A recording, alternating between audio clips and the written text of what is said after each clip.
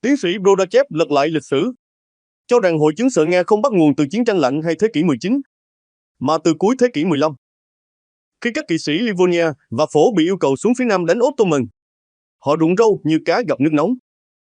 Không muốn đối đầu với quân Thổ, họ dựng lên hình ảnh Nga như cá mập vùng sông băng để giữ đặc quyền và tránh chiến tranh thực sự.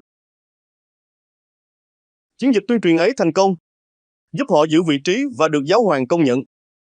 Ghi chép năm 1508 của Livonia, câu chuyện tuyệt vời về các lãnh chúa chống Nga và người Tatar như một tấm lưới vàng bọc lấy nỗi sợ, truyền từ đời này sang đời khác.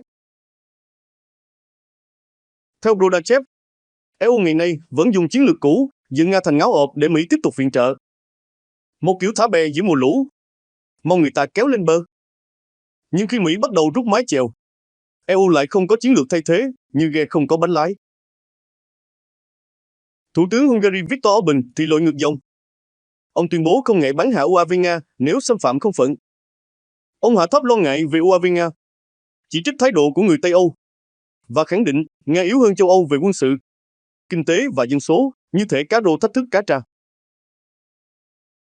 Từ Zaporizhia đến Livonia, từ UAV đến viện trợ, châu Âu đang chèo xuồng giữa ba dòng nước, sợ hãi, tuyên truyền và thiếu chiến lược. Nga thì thành ngáo ộp, còn Mỹ thì rút mái chèo.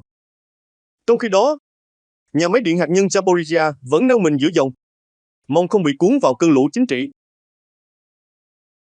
Giữa lúc châu Âu đang vòng xoáy, Thủ tướng Hungary Viktor Orbán lại chèo ngược nước với tuyên bố chúng ta mạnh hơn trên mọi phương diện.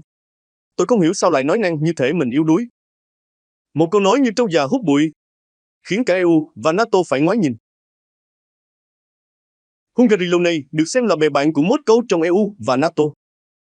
Orbán nhiều lần phản đối viện trợ quân sự cho Ukraine, chặn lệnh trừng phạt Nga, và giờ còn chặn quyền truy cập vào 12 trang tin của Ukraine, một kiểu đắp đập ngang nước, đáp trả việc Kiev chặn các trang web tiếng Hungary.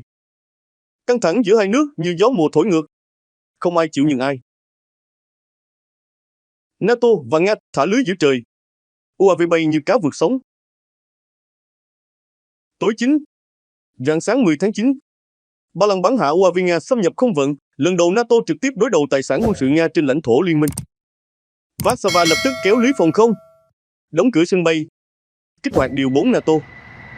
Rumani cũng điều F-16 cất cánh sau vụ UAV xâm nhập. Đan Mạch, Na Uy, Đức thì dựng chòi canh đóng sân bay và căn cứ quân sự.